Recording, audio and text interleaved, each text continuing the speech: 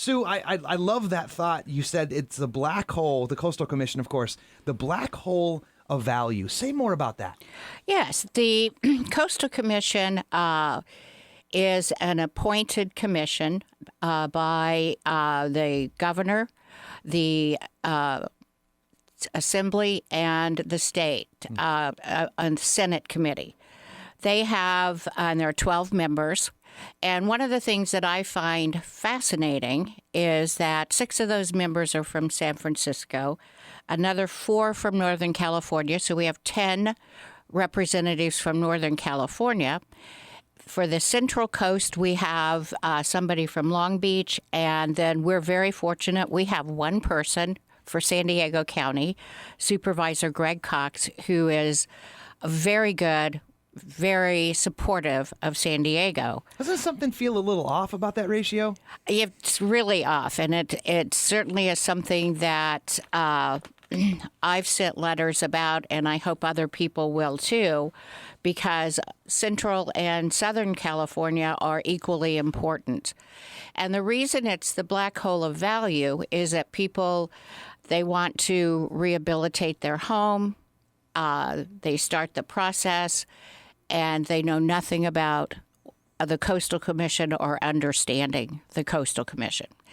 The Coastal Commission's purpose is a purpose which we can all agree to, and that is to protect the great asset that we have in our coast. Well said. That's through protecting the water, protecting the beach, the natural retreat, and providing access for people. Right.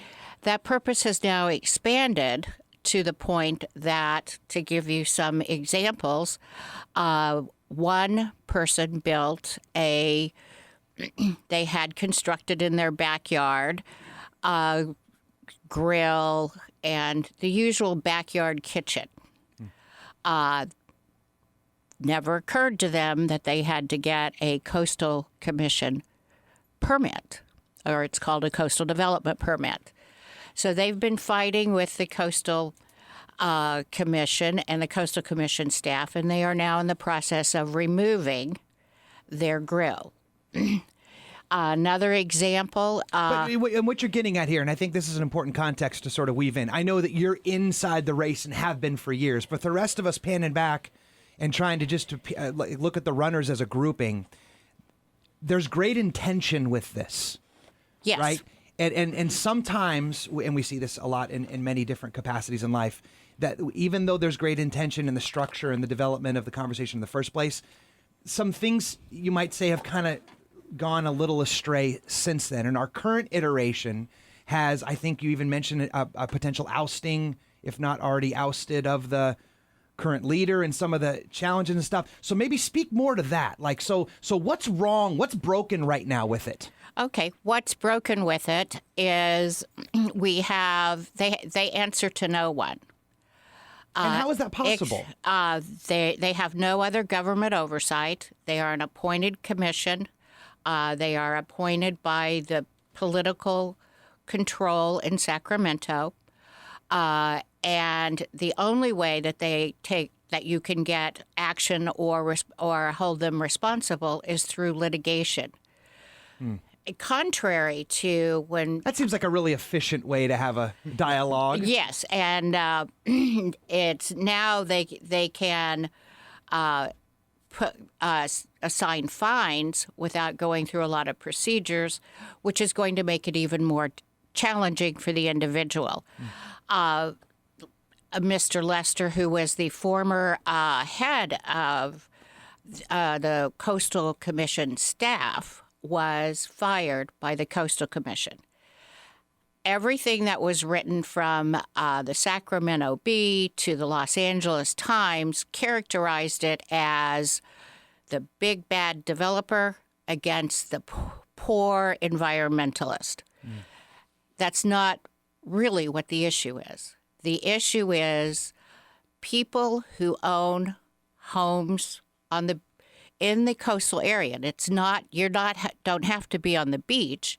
You can be on the bluff that has water runoff that goes into the ocean. Well said. So the reach is far broader than people think. And the majority of the issues relate to those people.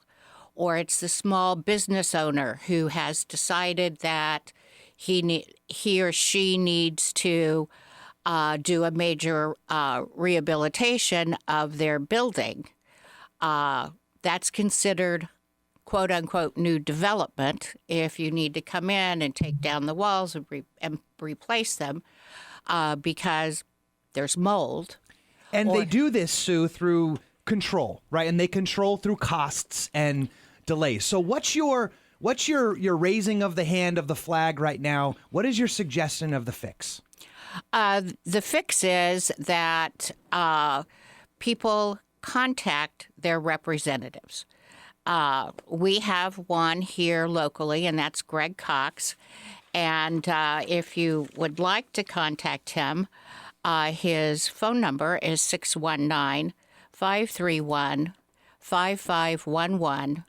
Be sure and thank him for everything he's done over the years as a supervisor for the county and as a councilman and mayor for the city of Chula Vista. But also ask him for assistance in terms of bringing back the Coastal Commission to its purpose, which is to protect and provide access, but at the same time allow residents to be able to repair their homes. One little unknown thing is that local jurisdictions have to do a land use plan and a coastal development plan. As part of that, to give you an example of one that's being heard right now, if you live on a bluff that's a couple of miles away, and because of rains, you have land subsidence or part of your home subsides, you can't replace it.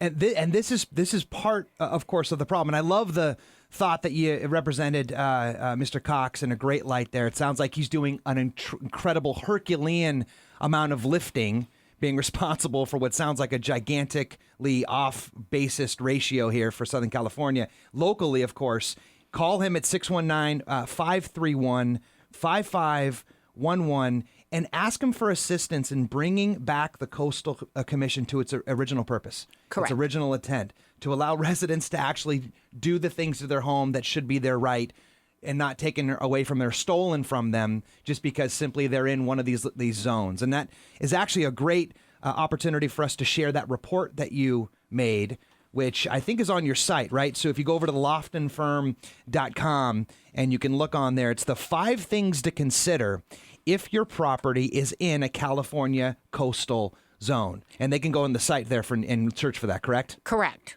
I love that thought. Sue, we're just getting warmed up here. So as you can see, she's got a lot to say, and we appreciate you being right there back in the saddle for another round of Truth Radio, gang. So coming up, we're going to also, we'll round out this coastal game for sure, but we're also going to talk about if your lawyer says no, you can't do that. What can you do and why? Sue Loftin, game, a little bit of Truth Radio. We'll be right back.